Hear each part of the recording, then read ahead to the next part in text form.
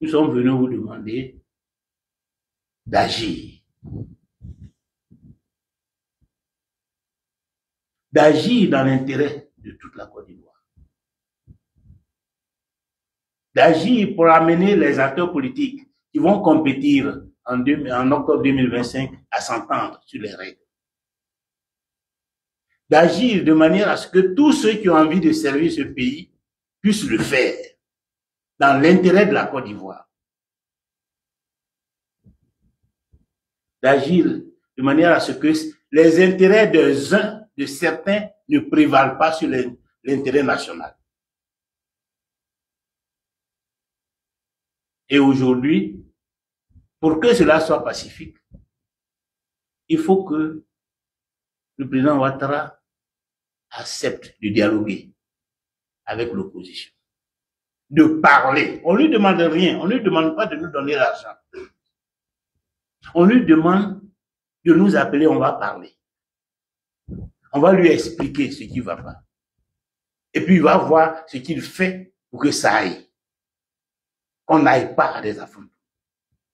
On lui demande de ne pas préparer l'affrontement contre l'opposition. Parce que c'est ce qu'il est en train de faire. De sortir de cette logique. Nous ne sommes pas les ennemis de la République. Nous sommes des Ivoiriens qui veulent aider la Côte d'Ivoire à avancer. Celui qui est au pouvoir ne peut pas préparer la guerre contre nous en achetant des armes, des bombes lacrymogènes, en montant la gendarmerie et la police pour qu'elle se prépare à nous affronter. C'est pas ce qu'on veut.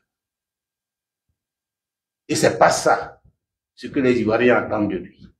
Ce que les Ivoiriens attendent de lui, c'est que s'il y a des problèmes, qu'il appelle ceux qui se plaignent, ceux qui pleurent, pour les écouter, pour faire ce qu'il faut faire, comme un bon père de famille, afin que cela soit apaisé et que la vie continue. S'il n'a pas encore fait,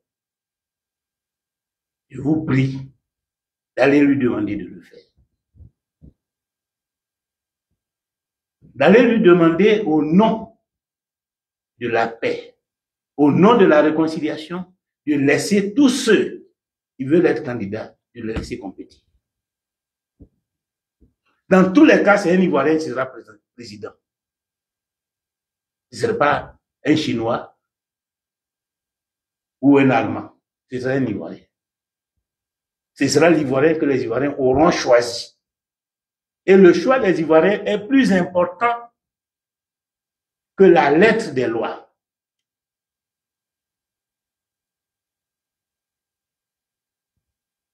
Majesté, je crois que je vais beaucoup parler, mais c'est par rapport à la situation, à l'enjeu, que j'ai été aussi loin. Je voudrais m'en excuser si j'ai exagéré.